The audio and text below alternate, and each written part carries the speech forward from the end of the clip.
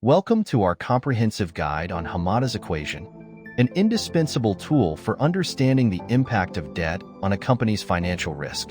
Today, we'll dive deep into what Hamada's equation is, how it's derived, and its practical applications. We will also clarify the equation with examples, questions, and real-life data. Let's get started. Hamada's equation, named after American economist Robert Hamada, encapsulates the relationship between a company's levered and unlevered beta. Essentially, it highlights how leverage, or the use of debt, influences the equity risk of a company. In this equation, beta L represents the levered beta, or the beta of a company with debt. Beta U is the unlevered beta, or the beta of a company without debt. The term D/E stands for the debt-to-equity ratio, and T is the corporate tax rate. Now, let's break this down further with an example. Assume we have a company called Tech-Innovate Incorporated. The company has an unlevered beta U, of 1.2, a debt-to-equity ratio, D/E, of 0.5, and a corporate tax rate of 30%. Applying Hamada's equation, we get, our calculation goes like this. Beta L equals 1.2 asterisk, 1 plus 0.7 by 0.5 is equal to 1.2 times 1.35 equals 1.62. Therefore, Tech-Innovate Incorporated's levered beta is 1.62. This result indicates that the company's equity risk has increased due to the presence of debt. Levered beta accounts for the additional risk equity holders face because of the company's leveraging. Understanding this relationship helps investors evaluate how debt can magnify potential returns and risk. To further clarify this concept, we will now address some common questions. First question: why does Hamada's equation include a 1t term? Answer: the 1t term represents the tax shield benefit of debt. Since interest payments are tax deductible, this term reduces the overall cost of debt.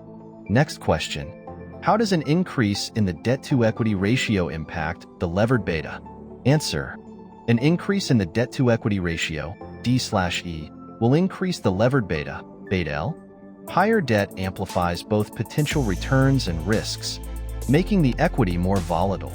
To make this even clearer, let's look at a sample data set of different companies with varying levels of debt.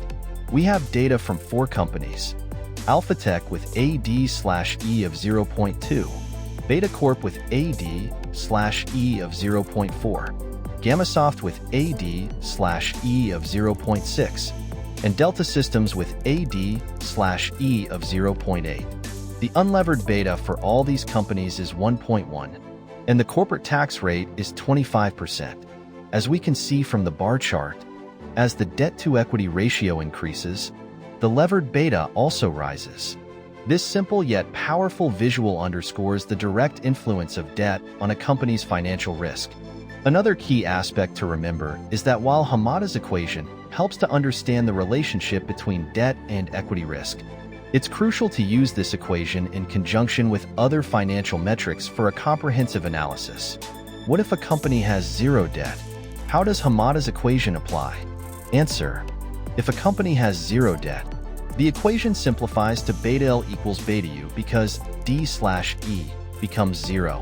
This means the levered beta is equal to the unlevered beta, indicating no change in equity risk due to the absence of debt. Now, let's do a quick recap. We've discussed what Hamada's equation is, its components, how to apply it with examples, and examined how changes in debt-to-equity ratios affect levered beta. We've also answered common questions and reviewed a sample data set to solidify our understanding. If you have any questions or need further clarification, feel free to leave a comment or get in touch with us. We're here to help you make sense of financial concepts. Thanks for watching. Make sure to like, subscribe, and hit the notification bell to stay updated with our latest tutorials.